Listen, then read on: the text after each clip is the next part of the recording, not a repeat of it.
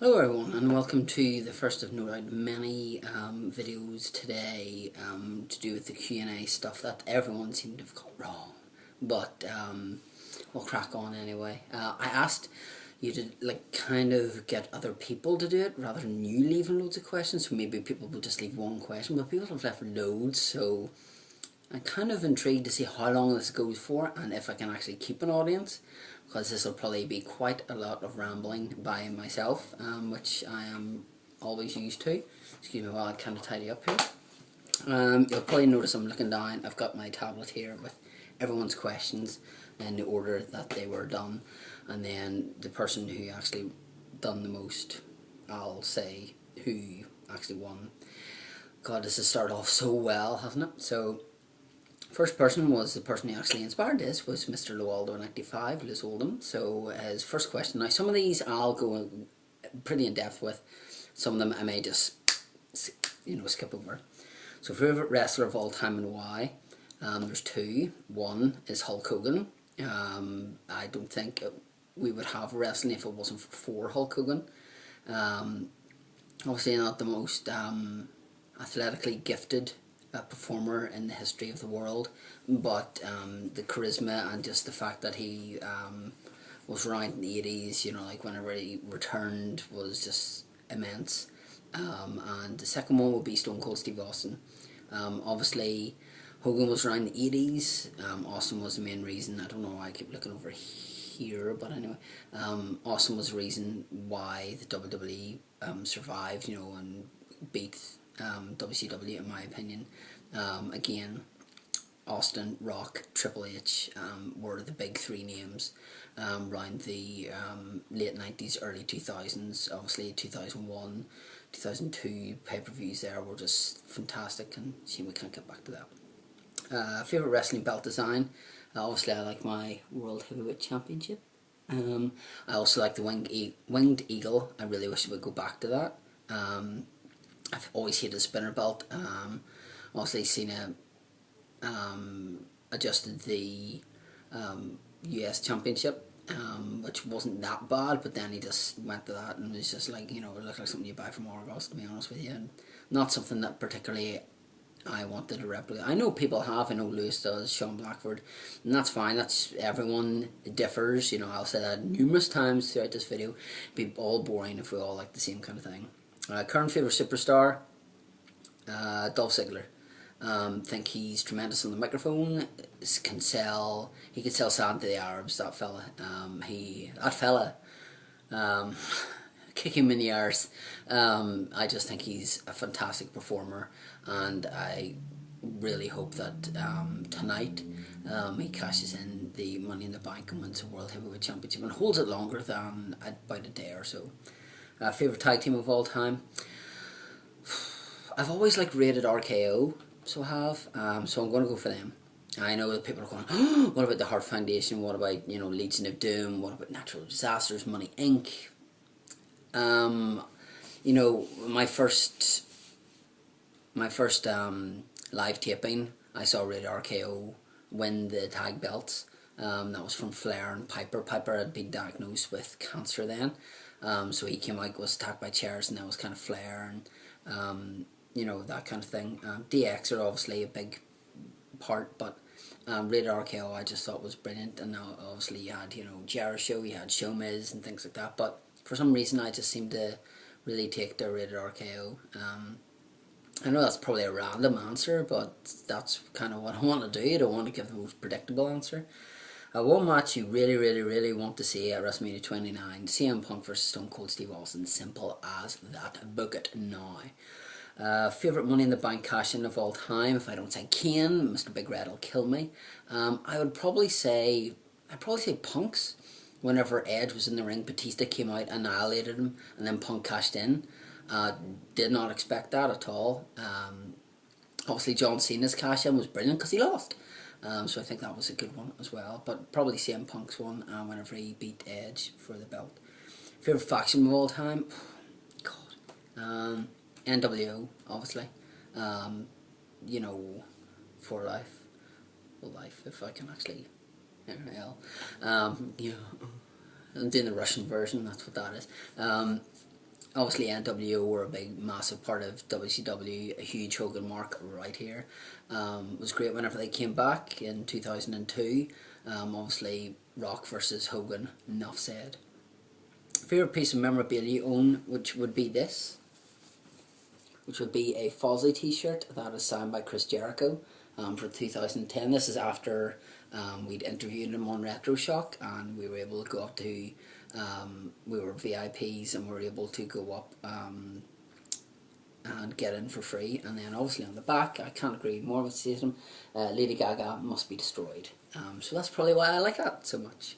And obviously I'm getting an Edge to sign a magazine, personalised, which would be really good. One superstar or diva you really want to meet. I know there is one down here to do with a diva, so I'm going to a superstar, Stone Cold Steve Austin. If he was to be at WrestleMania 29 doing the VIP stuff, I think that would be a must. Shawn Michaels as well. You know, there's so many. Like, who wouldn't you want to meet? Obviously, a lot of people said JR is just, you know, like the most enthusiastic person on the face of the planet. That is actually sarcasm. What match stipulation you want to witness live? Cage, Hell in a Cell, ladder, etc. Money in the Bank. I would love to see live. I think that Royal Rumble. That's a match stipulation. So Royal Rumble. Royal Rumble has always been my favourite pay-per-view. Even though I'm going to WrestleMania, I just love the unpredictability. You know, like whenever Cena came back, Edge came back, Triple H came back. Just, you know, and this is wherever you see who is going to fight who at WrestleMania. So that would be that. Favourite YouTuber? Obviously Lewis has put this in, so I say Lewis Oldham, Mrlewaldo95. There's so many of them, and I know somebody else has done it, but has asked for favourite male and favourite female. Favourite underrated YouTuber would be Mr. Chaos Hale. I thought I subscribed to him, but I hadn't, and I watched one of his videos the other day, and that guy is fantastic. He can talk without, like I've just said, I don't know how many times. It just flows with him. He's a natural in front of the camera, so he's just tremendous, and it's because of Lewis that I've noticed him. So favourite YouTuber would be Mr. Lewaldo, and then Chaos Hale for this question, and then we'll do obviously others for other people, you know, so that they get their plug. Okay. And favourite figure you own? I honestly can't remember much figures that I own, but I will probably say I'll probably say my CM Punk. No, would it be CM Punk? Yeah, probably be the CM Punk. No, the Kane Basic and CM Punk Basic. I don't own many figures. I started collecting them, and because I'm saving up for WrestleMania, I've kind of slowed down a bit now. So, well, probably be an Elite. Probably my Rock Elite one would be that. And I wouldn't mind getting the Stone Cold Steve Austin ringside collectible exclusive one. So thank you for those questions there. So next is Mr. Mike Lacey, who I host Wrestle Shock with. And he writes, Doctor Who is getting a feature film. Would you rather have the series end with a film and then carry on the franchise from there? Or would you eliminate Matt Smith and cast a new first Doctor? Come up with a synopsis. Where would we start? Who would be the villain? Would there be any cameos? Walk me through it. You just do a movie separately, like they have done before with Sylvester McCoy and Eric Roberts, which was just a huge flop. But obviously now you just make it better. You get somebody like Mark Gatiss or whatever it's pronounced, and you get him to write it. He was the one who did The Doctor's Wife in one of the best episodes, in my opinion, because you got to see like the interior of the old TARDIS where I marked out for. You obviously would need cameos, whether you see different people, you know, whether they're superimposed like John Pertwee or William Hartnell. You try and get the old Doctors in there, you know, Peter Davison, Colin Baker, Sylvester McCoy, David Tennant, things like that. Whether you do, you know, like a certain couple of minutes for each Doctor or something like that. The Master would be the villain, because I don't think the Doctor can cope without... I think the Master is probably the best villain. Obviously there's the Daleks and Cybermen, but I think the Master is obviously where it's at. That would probably be that, so I hope that answers that question, Mr. Lacey. And this next one is a more tricky one. You must choose one. Would you like to see Star Wars Episodes 7, 8 and 9 written and directed by George Lucas? Or would you like to have Star Wars rebooted and done by a different director of your choice, and who would it be? I'd rather George Lucas messed up the franchise that we've all grown to love and at times hate. I think it would be better that if he did episode 7, 8, 9, we can kind of go in there with, not with the blinkers on, but we would know what to expect. You know, after episode 1, it was kind of like, this is pretty good. And then I was like, no, this is terrible. And then obviously episode 3 is probably one of my favourite of the prequels. So I would get him to do episode 7, 8, 9, but I would make sure that he wasn't able to do any special editions and alter them in any way, and bring out, like, you know, the complete Star Wars saga in like 2074 or whatever. But it would just be that. So next ones, sorry as I try and get a bit more comfortable here, are from Mrlewaldo95. This may be the last one in this video, and then I may do another one. I'll just see how it will go. So what I want to know is why you hate Mick Foley. Yeah, I don't like Mick Foley because I agree with Ric Flair. I think he's a glorified stuntman. I think that guy could do with a haircut. I think he could do with a shave, says me as I'm sporting a beard. I think he needs I think Gokwan needs to get in touch with Mick Foley and kind of just rearrange everything that's going on.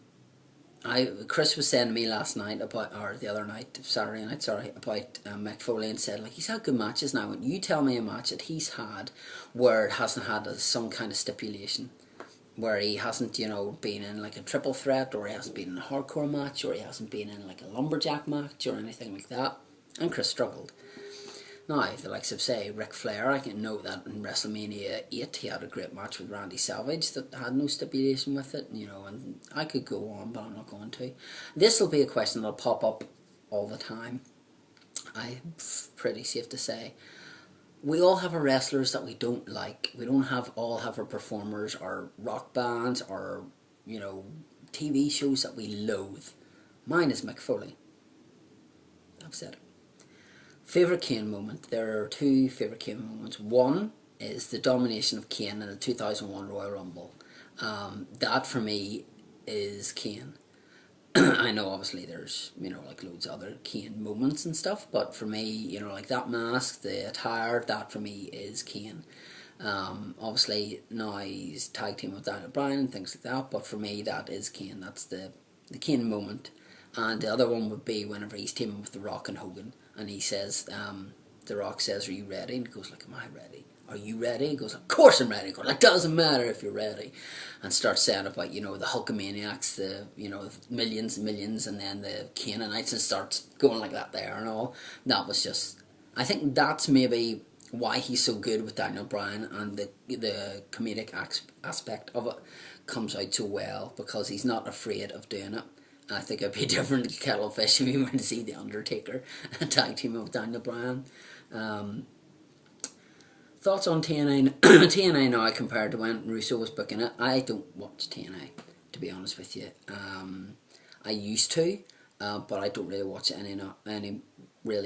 I know a lot of people are more up on it, you know, and said that it's very good. I know that Bound for Glory was meant to be incredible, but for me, I watch enough wrestling without watching that, to be honest with you. And there's too many tunes and go-ons, you know, whether you know, Devon's gone and then he's the leader of the Aces and the Aces. Oh, shocker. You know.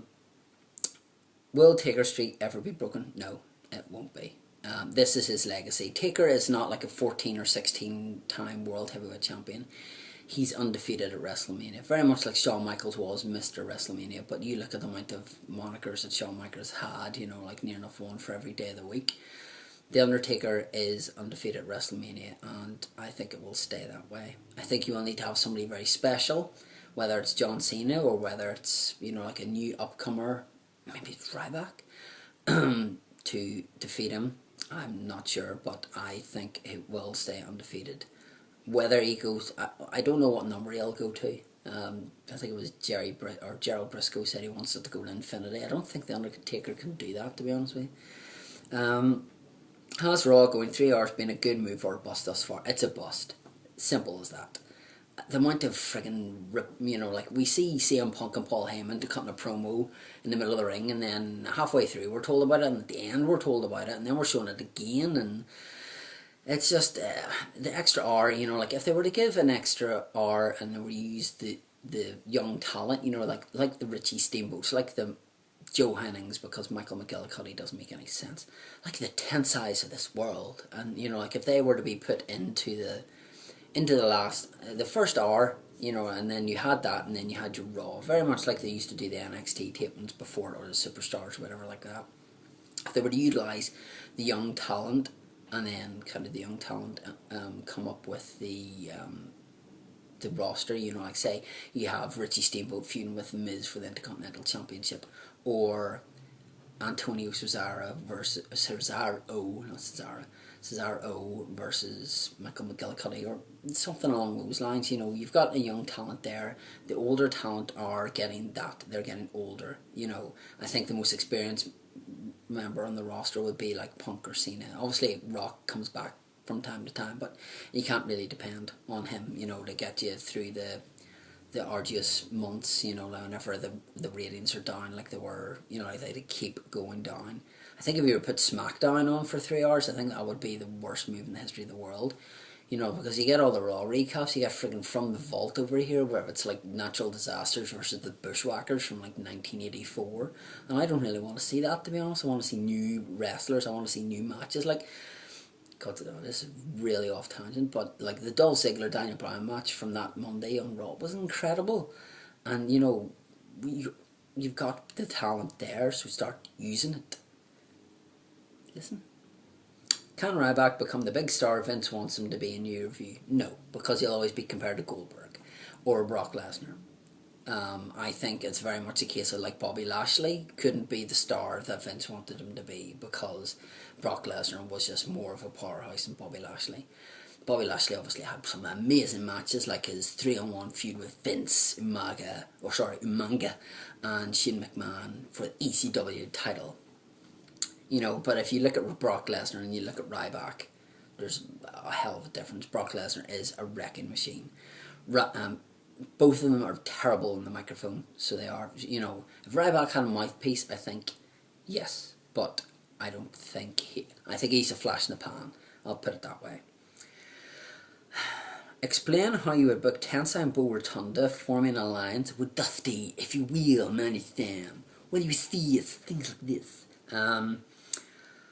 I don't know how to book this awful idea. Whether Sakamoto gains weight and it's actually Bo Rotunda throwing the salt up and then Tensai doing that. Whether Tensai is getting beat up in the ring by, I don't know, somebody, and then Bo Rotunda comes out and saves him. Those two form an alliance. We call them the Move Men. And Dusty Rhodes manages them. They come in a 3-pack, which will be the heaviest first time in the line ever.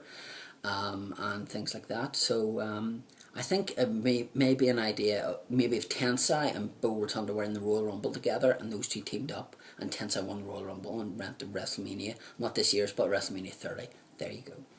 What will be the marquee match at WrestleMania 29? It'll be The Rock versus CM Punk. It'll be a rematch from the Royal Rumble one, because the Royal Rumble one will end in controversy. And controversy, yes.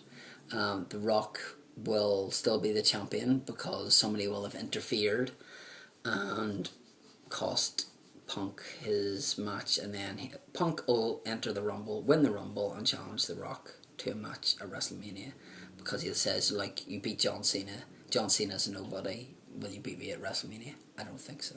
So that's probably what I would see the marquee match being a WrestleMania 29, or Stone Cold Steve Austin versus CM Punk. That's that. So that's going to do it for this first video. So this will probably be the one of three or one of two. It just really depends how quickly I can crank through these. So thanks for watching part 1. Now it's on to part 2.